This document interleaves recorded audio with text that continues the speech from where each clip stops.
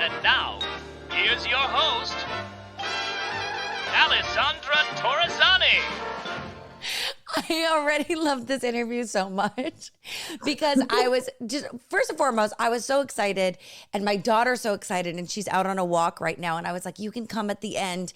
My mom's watching her. I was like, come at the end and there'll be like a little surprise for her.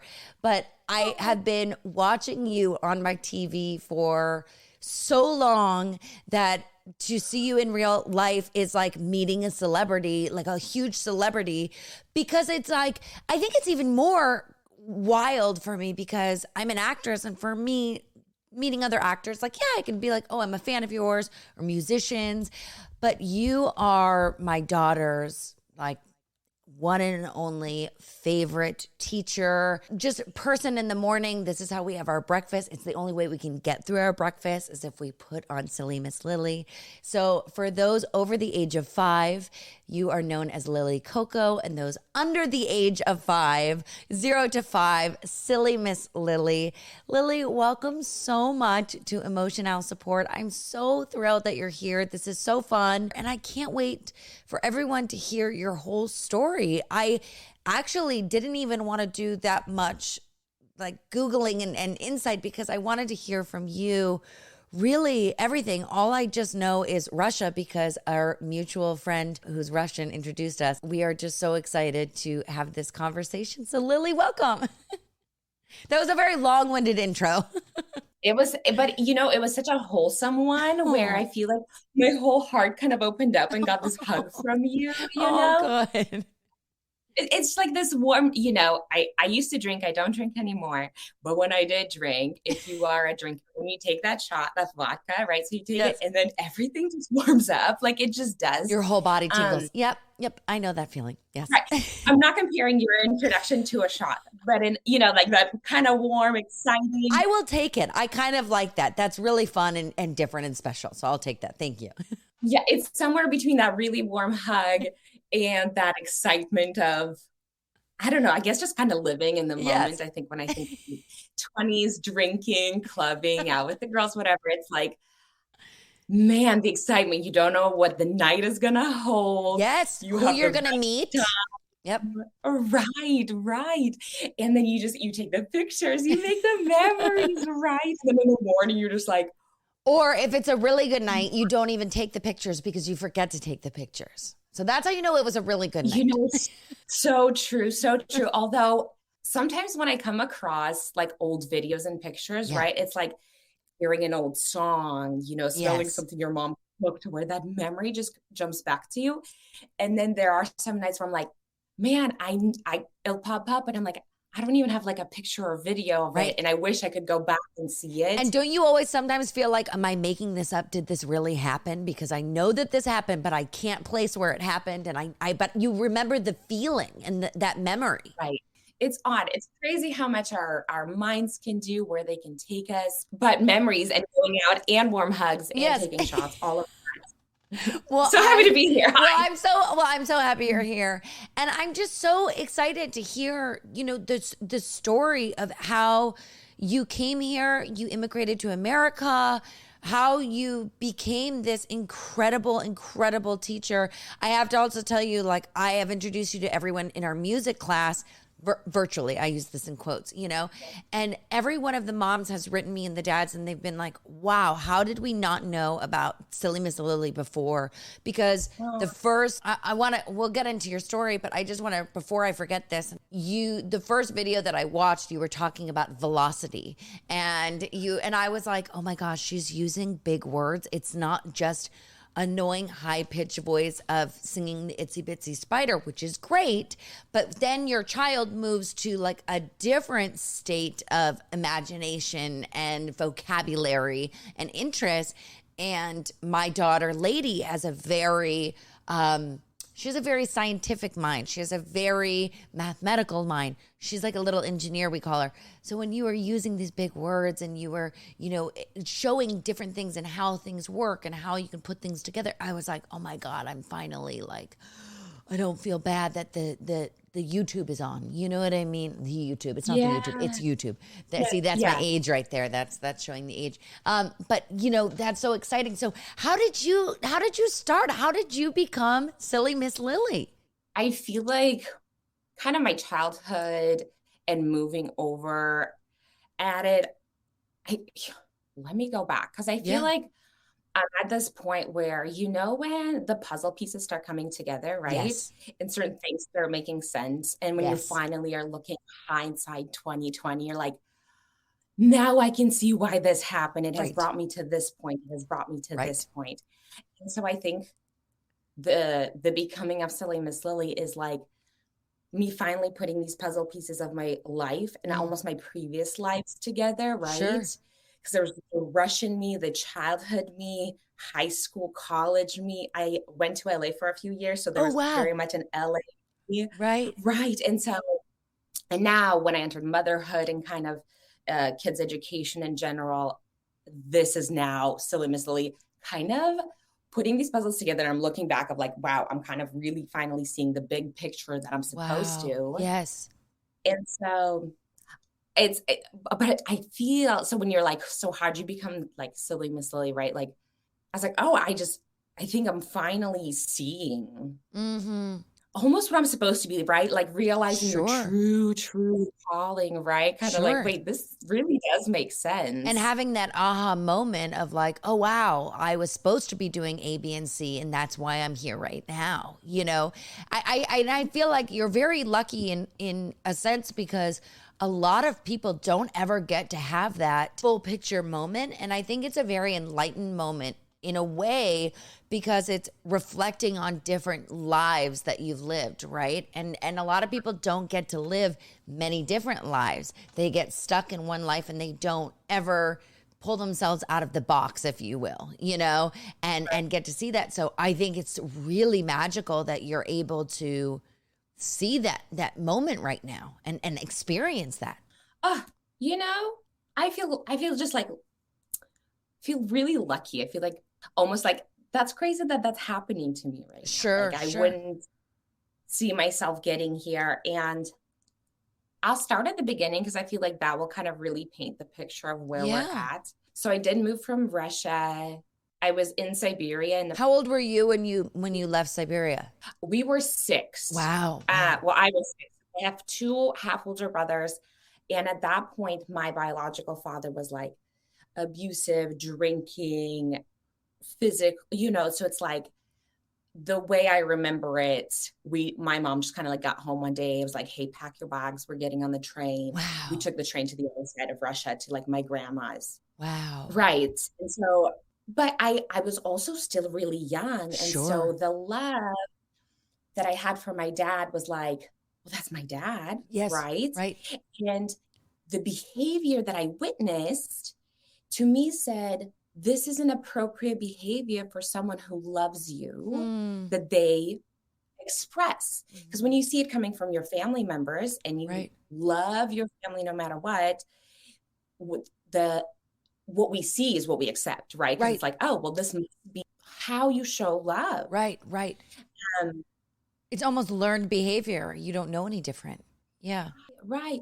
And I think we should be so aware of that with kids, because the way our kids learn how to be human, how to interact, how to do question response is by watching and mimicking. Yes. So much. That's their only way to learn. Because if you kept them in a dark room, they would never learn anything, right? They learn from habit. So if they see you each time washing your hands, they're going to start doing it because it's something so familiar, something they can predict, something they can analyze from the beginning to the end. They've seen you do it a million times. They've seen you know, and so they mimic the things that we do. And it's, I think, in our habits, because that they get to witness it again and again. It's repetition, but also in the words that we say and we use to one another, right? Because they're memorizing. It's a script. They're memorizing the words that are said. Gosh, it's so true. And it's so scary how much they really absorb every single detail. Right. And I think for kids, it's like, you know, when you're younger and you're just figuring a new thing out, you're so in tune and you're paying so much attention. And so I don't think we're as invested in language, right? Because we can just communicate and we can just chat. But kids, they're trying to figure out, because it's like, well, why did you say it this way?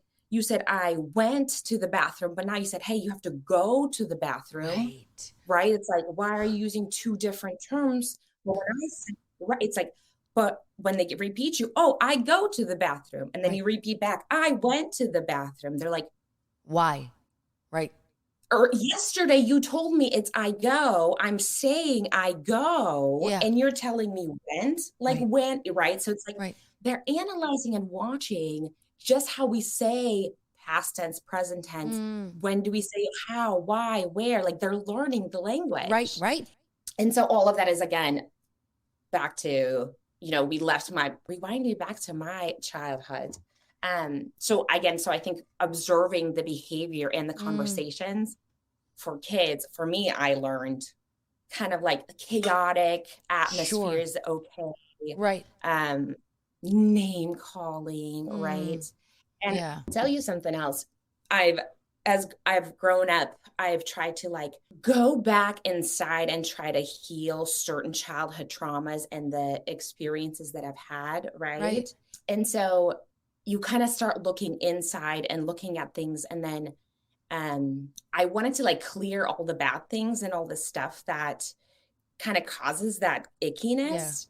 And a lot of it brought me to my childhood. And so I started thinking more and more of like, man, all the stuff we really soak up is in the childhood. Like childhood's actually so important. The first few years. Yeah. Right. And that's how we learn how to interact with one another, a lot of problem solving, right? Just like the social cues of life. Yeah, exactly. And it's almost funny, like you see how kids, I guess now being a mom, and I wonder if you have this experience of seeing lots of kids, around your children, and you can almost see their behaviors. And if their parents like don't, I'm not going to say like reprimand them, but don't try to teach them the maybe don't hit or don't do this, you can almost see what kind of adults they're going to be like, right? Like it's so bizarre. I never saw that before until I had my own kid, where I'm like, oh, I totally know what kind of adult you're going to be because I know that adult and it's the same behavior. And if it's not being fixed now, it's never going to be fixed. Because again, the kid is only copying their parent, right? Yes. They're like these little adults trapped in a small thing. And, I think a lot of the tantrums and stuff kind of comes from feeling like you're able to do so much, right? Because it's like you watch your parent do it every single day. They unscrew a lid. It's so easy, but then you go try to do it and it's just not working. Right. Come on. I've seen my mom, right? And so it's so interesting to watch the kids develop and how much they really soak up through all of, which I try to be so sensitive for the Silly Miss Silly show, because sometimes, so I've done an episode on emotions and I'm doing another one, but I always try to be careful. Like I want to show the situation, right? And how to walk through it. If somebody's hit, what do we say? What do we do? Right. And provide examples of coping skills and how to deal with that. Sure. But at the same time, I want to be careful because me showing the example of the situation, if I'm exposing it to a kid who's never seen it before, I'm teaching them to hit if it's not done in the correct way. Right. Oh, interesting. Oh my gosh. I didn't even think about that. Yeah. I saw this in an episode and I thought that's a little different. Trying to explain smashing, I think, or something, and was going around and smashing cars with a hammer. And the only thought in my head was like, are we not just teaching kids that it's okay to go and hit cars? Yes, because we're watching somebody do it in a really fun way. So it's like I always want to make sure what I'm showing isn't gonna be exciting to them. Right. No, it's so true, because I feel like I see that all the time, and there's certain shows that I will not put on my TV, and I won't say what it is, what they are, but it's so interesting because I never realized, like, Lady is very funny. She loves to imitate me, which is because That's what she does. She imitates her mom. You know, it is what it is. But there was one time where I had on Jurassic Park, and we loved because she loves dinosaurs. And I was like, oh, whatever, I'll put it on. Like, it was just on the background, like before we went to bed. And now anytime she sees a dinosaur, hears a dinosaur, she does the dinosaur voice and she like charges towards you, right? And I'm like, and it was the perfect example of like, oh my God, that's so cool how absorbent their brains are and how they can imitate and just become this thing from watching one time. But also so scary because you're right, like the example of doing bad behavior and making it seem funny, they're going to go and do that bad behavior because they think it's funny and it's going to get a laugh out of you. You know, she does certain things where she thinks and an adult, it would be like a slapstick comedy routine. And with a baby, it's like, oh no, you can't do that. That's really bad, you know? And so it's that balance. And that must be very tricky for you of trying to find that balance all the time and being like, is this okay to put out? You know? I try my hardest, but there was one. You do an amazing job. I'll say that. Thank you. There was one video, like a TikTok that somebody made about how at one point I like lift up an excavator and move it. And they're like, excavators don't fly. And so I'm like, oh my gosh. Right. So, but I'm sure, you know, I always think because kids are essentially that way. Kids are very literal, and that's the beauty of them, right? That's why they believe in the stories we tell them where, you know, if it's you tell them about Santa Claus, if you tell them about Tooth Fairy, whatever you're going to tell them, they're going to believe it. And it comes with our language as well. If we tell them that they are smart, they are capable, they are brave, they're courageous, they're going to hear that. But if we also tell them, you know, they are lazy, they are dumb, they are, you know, always in the way. You believe what you hear. It's the power of words, you know? It really is. If you think about it, like when you were a kid and you were bullied, because everyone was bullied as a kid, you know, people used to call me Casper the Ghost because I was so see-through white and I had such white skin. And it's like, I truly believe that I had really ugly skin, like up until I feel like out of high school. And I was like, you know what? I'm comfortable with who I am. You know, you believe the things that you hear, and you have to be very careful about that. The bullying is hard. I also experienced it. And I think in my childhood, I essentially got this essence of, I am an inconvenience, right? And I'll witness it now where if I'm, let's say, in line, I got there first, somebody gets there behind me, I feel bad that I've taken up the opportunity of them having my spot. Right. And I'm like, oh my gosh, and then these stories, I'm like, they're probably already late. Now I'm just here wasting up space. My line might, you know, it's like, and this is a stranger, right? Right. It spirals. Right. But I even speaking about it, I become more like, you know, like movie. Right. And so, and that comes from the childhood stuff and the chaotic environment and some abuse and stuff. And so, and this is me realizing this as an adult. I'm 32. As a 32-year-old, I am responsible for my feelings at this point, right? But this kind of going backwards of trying to unlearn things that like, okay, the voice in my head that's telling me I'm not good enough, I'm a waste of space, this isn't good, isn't me. Mm-hmm. It's something I heard sometime in my childhood and believed about myself. Mm-hmm. Yes. Which probably wasn't even true because the adult who probably said it to me was overwhelmed, exhausted, probably repeating the words that their mother said to them. Right. So it's like there's this finding of understanding it, accepting it, and then trying to also forgive of like, you know, I feel like I wasn't loved as I wish I was. Right. Through my childhood. And then, so I did move to America when I was 12, and we kind of moved not knowing any language, but I had to jump to school right away. Wow. I just had the hardest accent. Yeah, I'm All sure. I could say was like, what, where do we go? Who's like, I just didn't know anything. Right. And I jumped into 6th grade. So it was like middle school. Oh my gosh. The worst.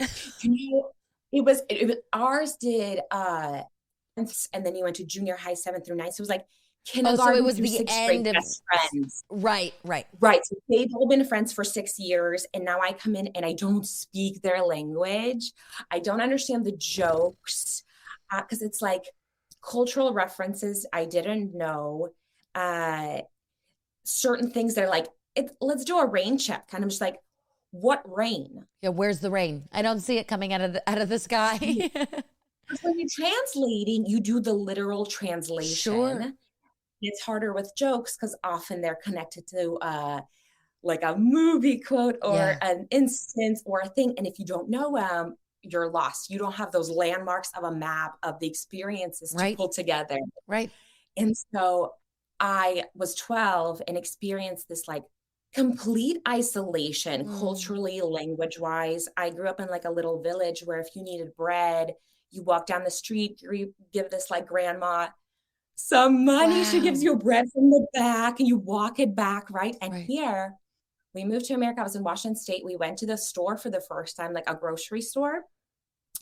And I didn't know the word store. I only learned shop. Sure. Go to a shop. And so, and then we moved because my mom got married to an American gentleman here. He's my dad. And so he was like, we're going to the store. And I was like, what's a store? And he's like, there's things. And I was like, you know, what does that mean? What does that mean? Yeah, right. What does the word mean? Right. And then I often saw this in my communication where if I didn't know a word, somebody just repeats it again and again, but that doesn't give me the definition. Instead of explaining, right. Right. And so it's a store. Anyways, we get to the store and it's my first time experiencing like things on shelves. Right. Not behind the counter. Not with the old granny giving it to you. Yeah.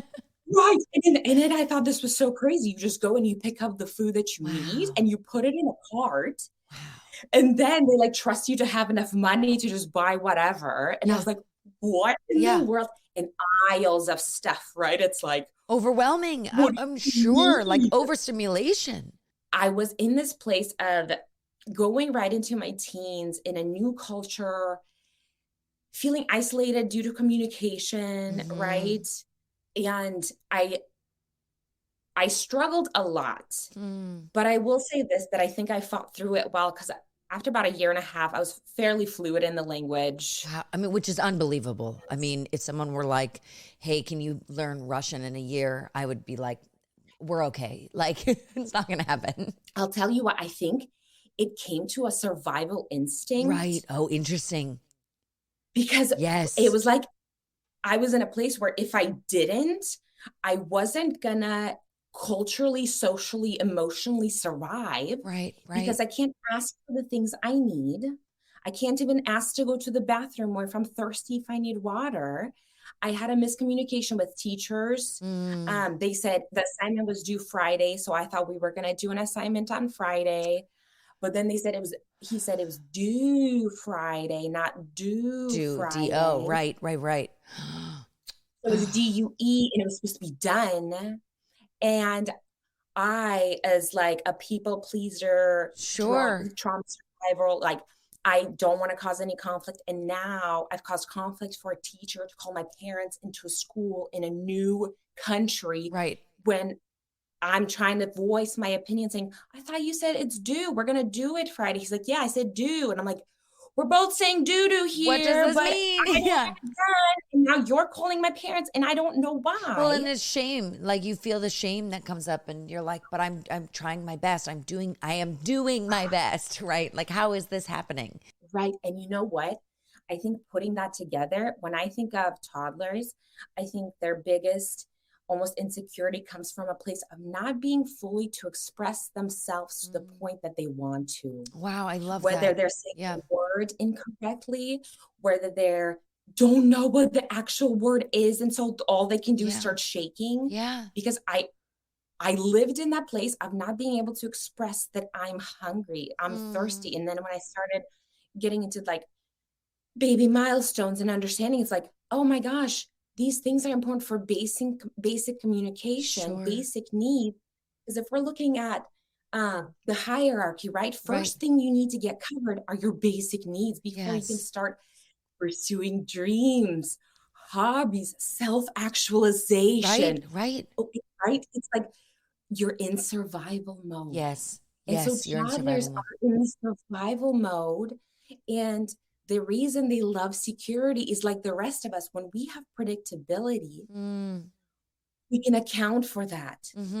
Right? So there's less room for error, less room for surprises, right? Because it's like, I plan for mom to always be home after 4.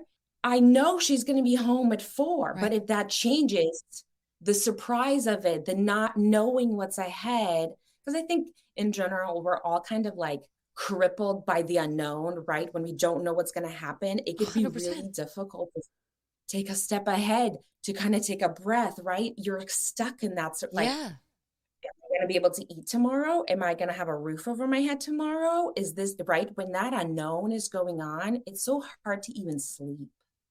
Tell me about it. I'm an actress. I live in survival mode my whole life of not knowing when the next job is going to be. It's why I always preach to people who, lots of people in my life are in the program and are, in sobriety, a lot of family members. And I always say you need to find, the first thing you do is find a job, if you find a job where there's stability, where it's not a car salesman, where you're waiting for that sale, to happen and you're wishing and hoping. You need to have the stability of what's going to happen the next day. And I completely agree with children as well. That shouldn't be a worry for them.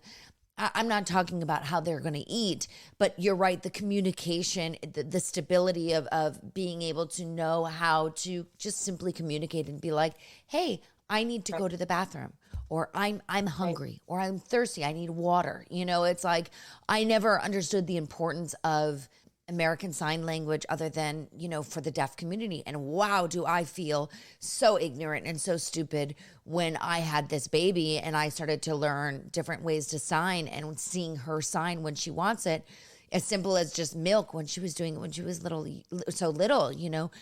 She's 14 months old currently, almost 15 months, and we're still breastfeeding. And the simple, hand gesture of milk, it really, it's mind blowing to me. It's truly mind blowing, where I'm like, wow, she has figured out how to communicate that to me, and then she's happy. And with the breastfeeding, almost saying milk, it's corresponding to, I need my mom. I need to be with my mom right now. And so this signal, when you're just doing milk, essentially it's like your kid is texting you saying, I need you, come get me, where you feel this response of like, you're saying this and I'm receiving it, and we're chit-chatting and we're on the same page. I'm going to help you right now. Here we are. You're reconnecting. And the kid feels heard. Right. For the first time, they're saying, I did this, and what I needed happened. And it's the first step of communication, of learning that this works. Like it does, it gets what I want, and I want mom's boob. Right. And I think kids don't get enough respect in the fact that if we first start teaching them milk more, right? So they're communicating one word at a time. And then there's like a switch where it's like, if your kid's just saying more, it's like, well, you can say more, please. Or it's like, well, did we teach the kid that? Because all they know is to say one word. So they'll keep saying the one word because that's what's worked and that's what they were taught. Right. So moving into the other stages, it's important that we continue teaching and showing the examples, because again, the kids mimic your habit and your like what you say habit. So when you're saying please every single time, if you're saying thank you every single time, they're just going to say it because it's a script. They're memorizing what you say in which situations, and going back to the stability and a kid feeling stable so they can get out of that survival mode. I think that's the big responsibility on the parent of providing stability of emotions. Yes. Because if we freak out in situations, the child witnesses it, copies it. Yes. So then tantrums occur within that spectrum, but also they won't know how you're going to act each time something happens, right? Because sometimes maybe your mom then overwhelmed, stressed out. Yes. We're just on the phone with somebody, all of this stuff is on your shoulders. And then it also needs you, of course, and you react in a different way. It's not anyone's fault, right? No. It's hard to handle and juggle all these buckets. They're all pouring out. It's a mess. It's so overwhelming. Right. It's hard to breathe. It's like, I was talking to a friend, we were just talking about motherhood, and I was like, I sometimes, and I'll say this first, I absolutely love motherhood. I have found myself in it, and I couldn't speak more highly of it. But on another side, for me, I felt like I was in an ocean. The waves are coming at me. There's no land in sight. I don't know if I just have to keep swimming. I don't know if there's a life jacket. I don't know when there's going to be stormy. Like there's all of these unknowns within motherhoods where you just feel like you're drowning, but you're just trying to stay afloat. You're trying to survive. Right. And it's back to that survival mode again, right? Where it's like, but you see mothers get through it because they're like, I just have to do it. And then usually you see like this butterfly be born out of a caterpillar where it's like, not only was you see it, but there's also the chrysalis stage, I think, of motherhood where we're just like, I'm growing my wings, but I'm also going to stay in here because I feel safe. Yes. And then when we're ready to open as the beautiful butterflies, it comes. But that postpartum. But you're right. Postpartum is that time. It's because it's all the things, right? It's survival mode, isolation, because often our friends aren't having babies at the same time. With the pandemic, you're just inside, so you can't even go anywhere and socialize. If you moved, it happened to me. We moved right when we got pregnant, and it was COVID, so it was like at home with a baby. I don't have any friends. We can't even go anywhere, and my online friends aren't at all in motherhood, and all I can share right now is motherhood because I'm 140% in it. So I feel disconnected from the other things that are happening on like globally, socially. My conversations and mental load is like diapers, throw up, food. Did we nap? Did we eat? Did we make an appointment? Is this enough? Are we saying something new? Is this right? Yes. And so there's such a big disconnect within the motherhood, with the postpartum, within the trying to figure out who you were, who you are now. Time management, I think is right. It's like you're giving all this time. And you still want to find other time for yourself, your things, because you're still growing. I think I went through a period where I forgot that I was learning and growing, right? It became all about my child, learning and growing, that I was like, oh, I'm like done. It's like every day I could be I'm learning about butterflies right now in the Christmas. And you know what I just learned? You got to hear this because I don't understand how I didn't know. So the caterpillar is born out of an egg and it's so hungry, it eats the egg and it eats the leaf it's on. Then it jumps to the next leaf and it eats another leaf and it keeps eating. It's really hungry. It keeps eating and then it sheds some skin till it gets a little bit bigger. And then when it's ready, it goes into a J position and sheds the skin one more time. And what's underneath is the chrysalis, where the butterfly and the wings then grow until they're ready to stretch out and the butterfly breaks out of the caterpillar. So the butterfly all along is inside the caterpillar. Was living there all along? What? Right. I never knew that. Right. We got a whole caterpillar kit. So we have our caterpillar just went up into a J position and our caterpillar is about to go into the chrysalis. And Paisley's so sweet. She's like, good morning, caterpillar. Good night, caterpillar. Caterpillar, are you getting in your J? She's so sweet. Oh my God. But the butterfly is inside the caterpillar. That's so wild. And you know, that it's weird that you're bringing up butterflies because this animal right behind me, for those who are listening, I'm talking about Pee-wee.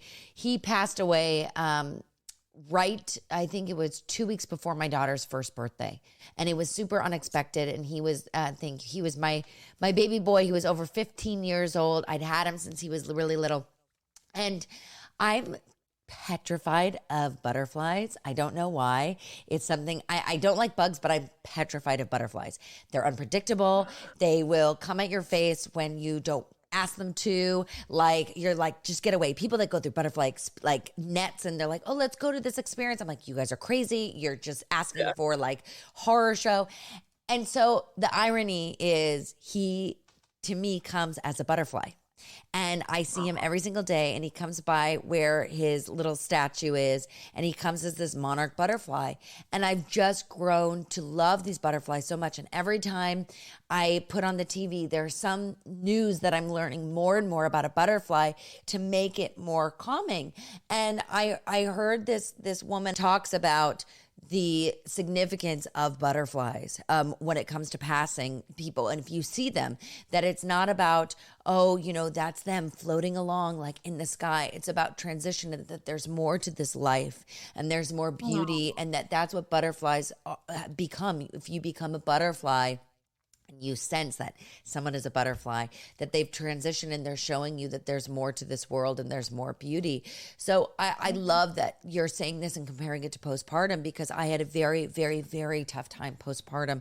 I didn't have postpartum depression, but I had severe postpartum anxiety. And I was convinced every 2 seconds that if I put Lady down, her head was going to smash, and that was it. And like the doomsday situations over and over. And I live with bipolar disorder, and I'm off my medication because of being pregnant and breastfeeding and whatnot.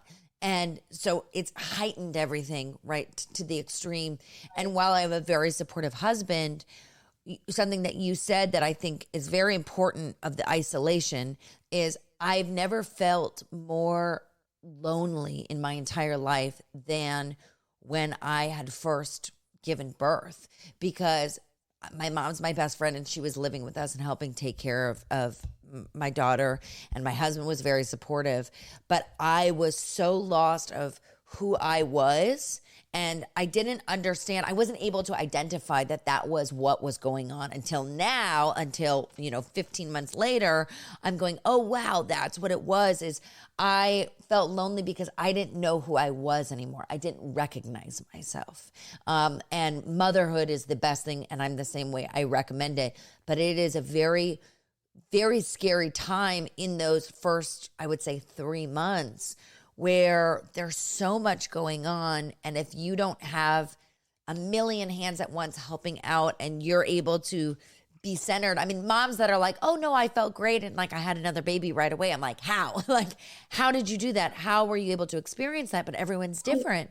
But you're right. I now feel at a place where I'm just getting there, where I now see that bigger picture, where I'm like, oh my gosh, I feel like I've always been her mom, and it's weird that she's only been around for X amount of time, because I feel like I've known her my entire life, and that she's been with me my entire life.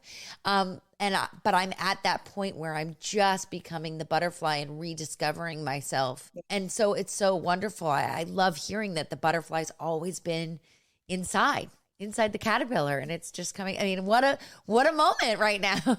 Yeah. And you know what I think more so, because the way you describe it is I connect with you in that way, that it's, you just feel isolated. The life's moving, but you're standing still. Yes. Because you used to do, you can't put them on the front burner to cook them up right now, because it isn't the way you weigh it out, isn't possible. And I think that the intrusive thoughts and the anxiety, Yes. I didn't know that other people didn't have it. I after I talked to my husband, finally, it was like 16, 18 months into it. And I was like, I just constantly feel like if I'm just walking down the safest hallway, a piano will drop by, I will trip. It's like you imagine the craziest things, but Doomsday. Right. It's like stairs. I'm going to fall. She's going to trip. We're all going to, right. It's like a wall. Yes. We're going to, every like 5 seconds, it's like right there, just chit chatting with you. And you're like, man, but I shared it with my husband. He's like, oh my gosh, that's crazy. And I was like, wait, that doesn't go through your head every 5 seconds? He's like, no. And I was like, what?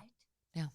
And so while you're just busy living in these like kind of scary situations, trying to help a human being who needs a lot of attention, right? Who can't speak and advocate for themselves yet. They can't reach and get things or cut things, or they don't know why their body does certain functions, why teeth are growing out of nowhere, right? There's all these unknowns. And so while not only taking care of them, you're taking care of yourself, because now you just gave birth to a whole another human being, right? It's like, you gotta get, and then time-wise, the things you used to be able to do just aren't possible. And while everyone's making jokes about going out, doing all this, you just feel so behind. So behind. And it's Right. And I think part of it is the social media and the expectations we put on ourselves where we don't want to stop living. Mm-mm. And it isn't stop living, but for a moment, you have to almost give yourself grace and forgiveness to say, you know what?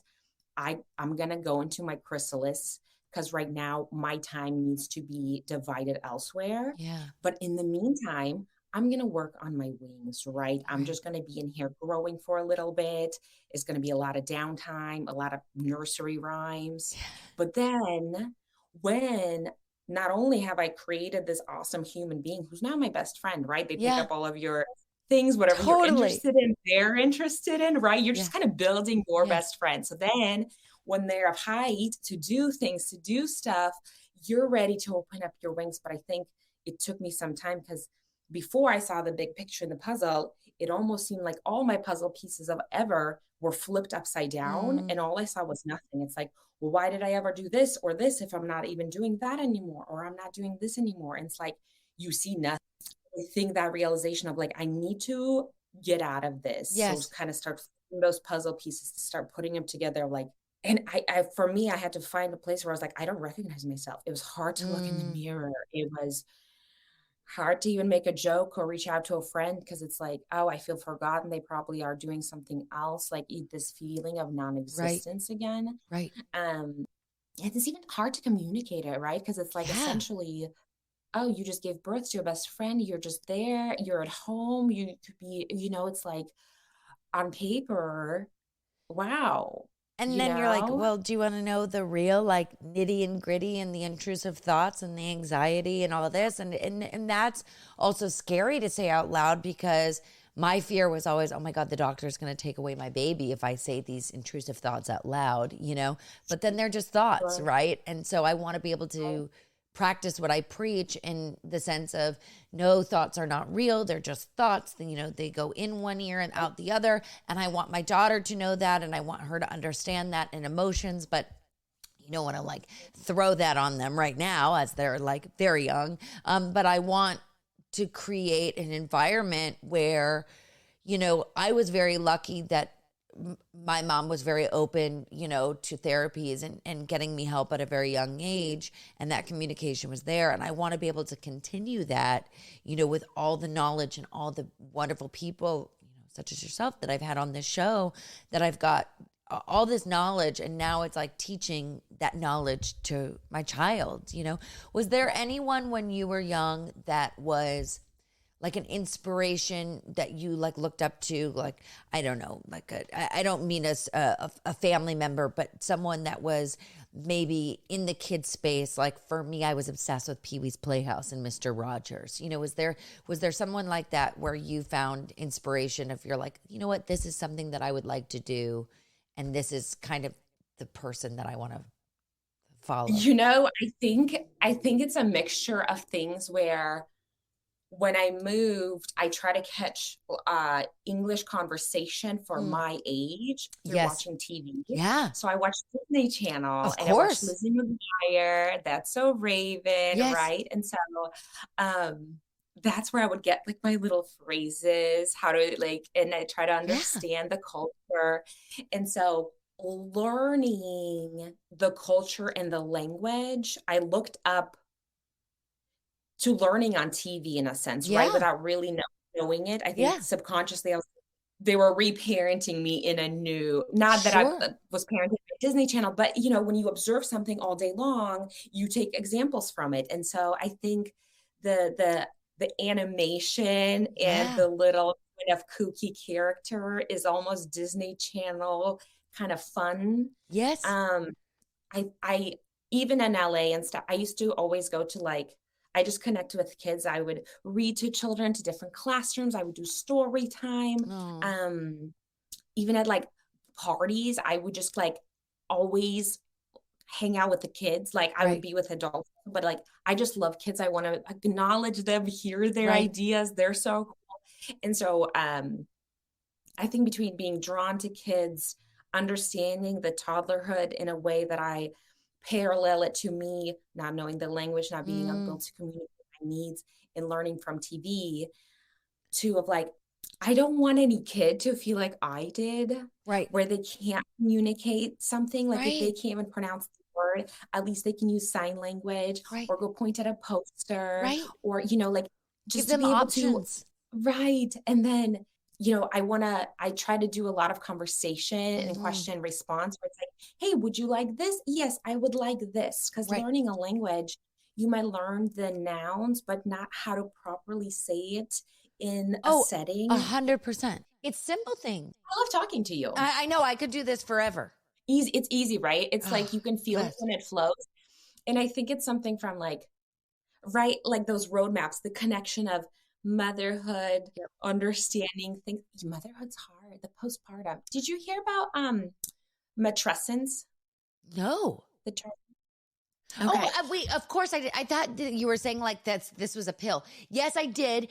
And I love that word. And there is a company that's called the Matrescence, and they are an Instagram, and it's these two women, and they started it. And I found them when I was in my darkest stage. They had posted a video on TikTok, and it was them like so happy, like with their babies, having a good time. And it was like, you had no idea that this is what postpartum looked like. And I was like, oh my God, like, yes, I know this feeling. Like, I know that I can identify. When I learned the word, I was like, oh, you know what? To say all of that, I think there's so much in that whole isolation when you can't connect to somebody. And when you start finding people you can relate to, and it usually happens within motherhood space, right? Because it's like, oh, you also felt that way. Okay, I'm not alone. No. And I felt that in these mommy and me groups that I did, and I started, and I have a music class that I've continued to do.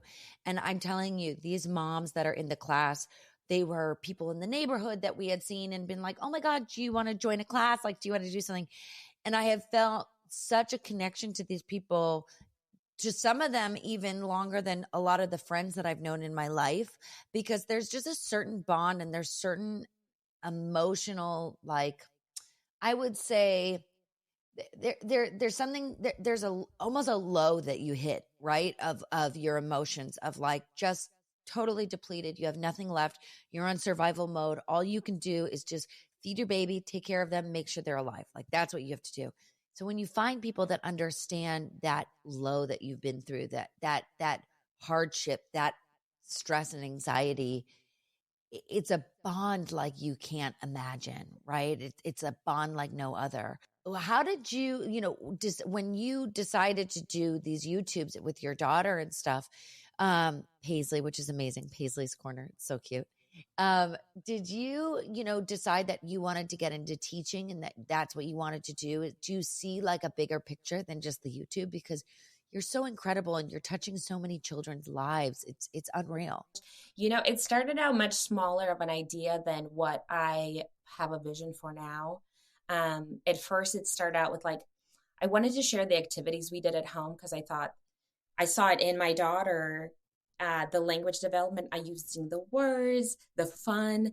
And when I started doing the activities, even before the show, it kind of gave me a little bit of a purpose when I didn't feel like I had one. And so to create these little fun activities, to do something with my daughter where we can connect, bond. Yes. Now she makes her own activities. We talk about it, it gave us something to do together that we could really bond over. And so I wanted to share that through the videos. And because it helped my daughter with her language skills so much, I started looking more into the idea of learning through play, and how essentially you just name everything and you make it really fun. But we learn through it. I read a thing where it's like, to make a new wave in our brain, we have to hear a repetition of something between 200 to 400 times for us to really get that brain call. Unless it's done through play, then it's only 20 to 40 times. Wow, that's incredible. Fun, right. It's fun. And if you think of any experience you've ever had where it was like, it was so fun to go and do, that you just learned so much. And you remember. Soaked it all in. Yeah. Right. And I tried it with my daughter, and it worked. And I'm all the parents who write to me are so sweet. They're like, my 18 months old knows how to say Pachycephalosaurus. And I'm like, if you repeat it enough time in a really fun way, they can learn diameter, they can learn velocity, and maybe they just learn the word and kind of what it connects to. but then they see it again. Right. And again, it really clicks to a point when they're learning it in school, it'll all click It'll together. all click together and they'll feel more confident, I feel like, being in a school environment where they're not going to be scared about that. Right. It's being introduced to the words. And we did it with the dental episode about. I love that episode. We've watched it a couple times. It's so great. Yeah. It's so fun. But it was from the idea of like, okay, a kid goes into a room, everybody knows what they're saying. Then you have to lay down. People are up in your mouth. You're like, it can be violent. Scary. What's going on? Right. I'm like, let's walk through every step so they know what to expect. Yeah. They've seen it before. Yeah. It's not so scary. It's not so unexpected. They've seen it before and they've seen it done by a character who I try to see myself as like a fun mom friend who comes over and you get a break to eat lunch and I'm just playing with the kids and they. No, honestly, that's what it feels like. It feels like one of my friends came over to the house and has breakfast with us every morning. Good. And I wanted to feel that way. And for the learning part, I always see it as a smoothie where on the outside, I'm like, tooties, dogs, bark, bark. Yeah. But what's underneath all the vegetables of, hey, we just counted 10 eggs and we just learned the alphabet and we just learned all of the animals. No, so we you pack so much in such a short amount of time that I'm telling you in the like 15 minutes of breakfast, like we get everything done and it's like a little fun learning session. And then we go off and we go and do our own stuff or we do a class or we go swimming or, and it's just like a great fun bonus learning. Like, and I've seen her vocabulary go so big in just a few weeks. It's out of control. So I can't thank you. Lily, I'm going to ask you my final question I ask everyone. What is your emotional support? That's such a tough question for the time that I'm at. Because I feel like, as we mentioned, the motherhood. Yeah. Again, I have a supportive husband, but you don't have that connection with somebody unless they've been through motherhood almost. So it's like 100%. I wasn't speaking the right language. It's hard to feel heard or understood when the person hasn't really gone through it. Sure. And so I think for a long time I felt really alone. And somewhere I'm learning to be more vocal about it, to teach my daughter to kind of seek out the help that she needs. So I'm trying to express my needs so then he can help me better. Like, hey, can you get this? Can you get that? But I think emotionally wise, like the person who just makes my heart just shine and open and jump is my daughter. Yeah. I miss her when I'm not with her. Yeah. We come up with fun ideas together. We're writing an emotion song right now. She's so heavy into emotion. Oh my God, I love that. We're writing it together. And so we said, okay, let's make it about the park. How do we feel about going first to the park? And then she has all the emotions now. She's like, Mom, we didn't do overwhelmed. We need something for overwhelmed. Oh let's do courageous. I'm like, okay, what are we going to do? You're like, oh my God. Last night we're going to bed. She goes, Mom, we don't have disappointed in the new song. We need it. And I was like, okay, what are we going to do for disappointed? She's like, okay, how about this one? Somebody's in the swing, but somebody else wants to go in the swing. And I was like, yeah. She's like, they might feel disappointed. And I was like, yeah, let's add that to this song. She's like, Mom, write that. Because I always go, I need to write this down. I need to write this down. And she helps me with these ideas because I'm like, okay, I want to show, because she's my target audience, right? 100%. Yes. So I'm like, what would be disappointed? What is overwhelming? Yes. You know, what is, and so we go back and forth. She's your co-writer. She really is in a lot of the episodes. And I'll come to her and I'll ask her, I'm like, how about this? How about that? Although yesterday I was doing a little styling video and I showed her the little thing and she judged my outfit. She's like, that's fun. That's cute. I don't like that. That's a good one. Oh my gosh. Well, I'll tell you, it's the cutest thing. My daughter, Lady, who's here, who I just want to, Lady, come here. She literally loves watching and gets her eyes like get so big and she's like, and she does this when Paisley comes on because she loves seeing kids that are a little bit older. Come here. She loves seeing kids that are a little bit older than her that she can like relate to. Look, it's Miss Lily. Hi. She's like, wait a second. Is that Miss Lily? Hi.